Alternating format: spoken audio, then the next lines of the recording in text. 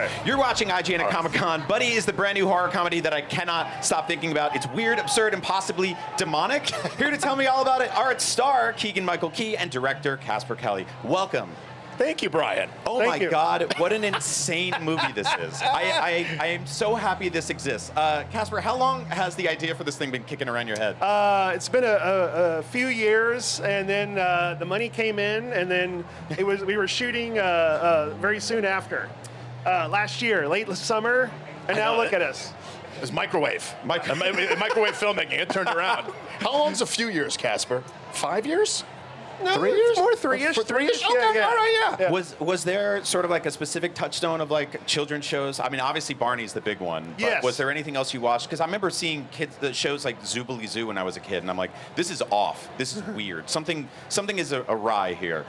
Well, I grew up more in the Sid and Marty Krofft era. I didn't go there, but my kids were watching Dora the Explorer and Blue's Clues and Pee-wee's Playhouse. I was watching it with them. So I went 90s, hard 90s on it. A great decade for kids shows. It was. Keegan, this is probably one of my favorite roles you've ever been in, and that's, Me too. you've done some really cool stuff.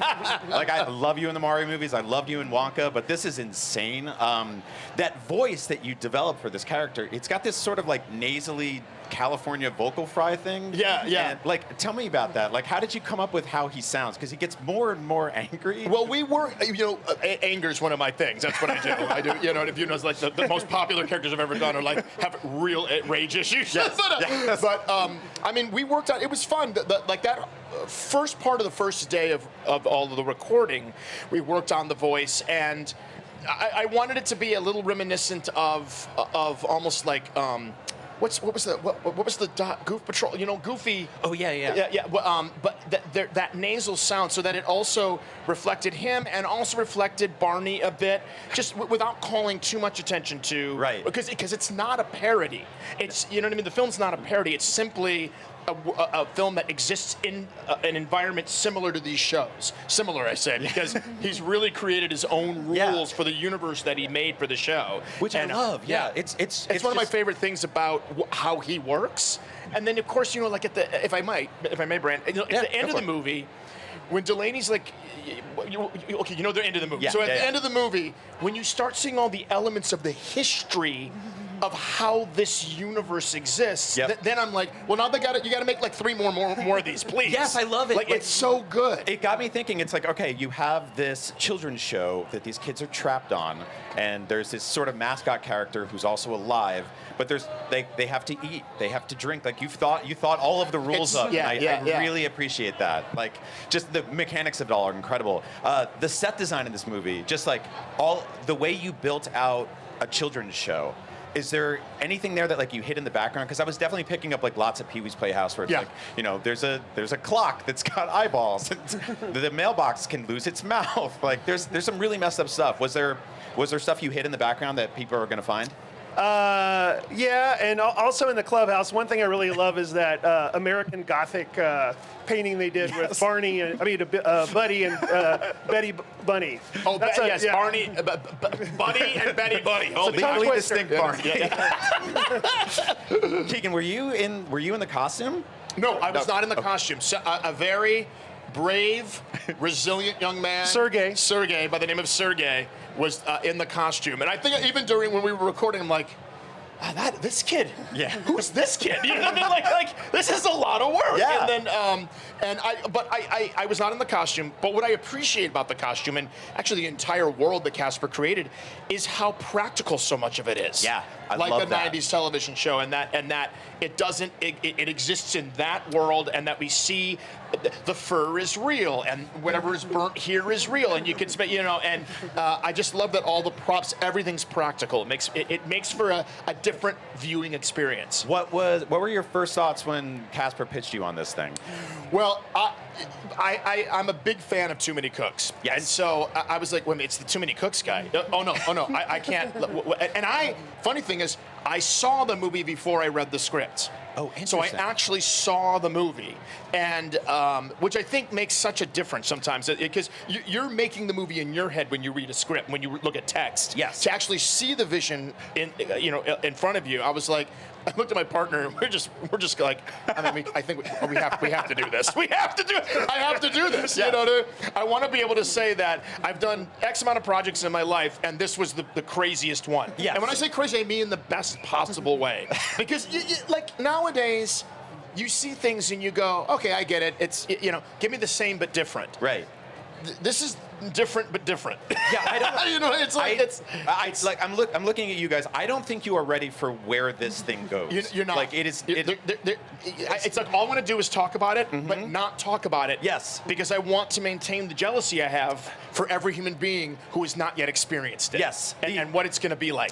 When the movie opens up and the theme song kicks in and it's got this very DuckTales like boom, bam, boom, bam, like this just funky bass to it, I was just locked in. I was like, these guys, they're cooking. I know what they're doing, and I'm here to see. I'm here what for it. happens. Yeah. Same songwriter as Too Many Cooks. My friend Sean Coleman. Amazing. Did all the Buddy songs. Amazing. What's the difference between playing Buddy and the way you approach playing Toad? Ooh. Oh, well, Toad, here's the thing. Two completely different characters who work from completely different consciousness. Yeah. Like a completely different consciousness. So, for Buddy, there's this malignant narcissism about him that's interesting. I'm going to say this even though I find it very ironic that he's orange. Yeah. But also, and he can't be stopped. And he can't be. Somebody stop the scary orange thing. Yeah, and He's running for another season, I hear. And so okay, I'm glad that we all picked up on that. That's fantastic. But I think that Toad's consciousness is one. It's one of servitude and selflessness and bravery but what makes Buddy, and when I talk about the malignant narcissism, what's fun to play about that is everything that happens, anything that takes place, is clearly somebody else's fault. It's always somebody, and you even mentioned that. I mean, as a direction for the characters, that it's fun to play indignation. Yes. To be indignant about everything, and why is everybody and I'm the victim. And it'll all make sense when everybody sees it. But it was such a fun thing to chew on. I love it. How did you come up with the idea that an episode of Buddy can't end unless everyone is hugging? And the people hugging, I guess, need to be mostly living. Mostly. Hanging on by a thread, but still there. Learned through trial and error. Yeah. It's just one of those beautiful things of it wasn't in the outline, but once you're writing it, these new things come these new pieces come that just fit perfectly. And that's such a fun part of writing. It's a great trope because it's up there with the 80s freeze frame high five at the end of like an animated show or something. It's one of those things you see it, you immediately recognize the visual language of it. I love it so much. Was there you've done, you've spoofed sitcoms now, you've spoofed the children's mascot shows. I'm not sure what to call that. Is there another sort of like old TV trope or like a style that you'd love to ape someday? I'd love to do something with anthology shows. Yes. And anthology show hosts. Would be very fun. That's good. Yeah. That would be awesome. Oh, I like that. I feel you guys should team up and do like a game show thing. That would that would be incredible. Game show's Yeah. good. Just When putting you that say out into the world. Now, hold on. Now, let me just, I want to anchor down on this for a second. Yeah. Here. When you say anthology shows, Casper, are you talking like you want to do like a period thing, like Twilight Zone? Could be Twilight Zone, could be Tales from the Crypt. Tales from the Night Gallery. Yeah. I love this. I like where this is going. I like this a lot. Guys, go make magic Amazing together. Make story. this happen. Okay.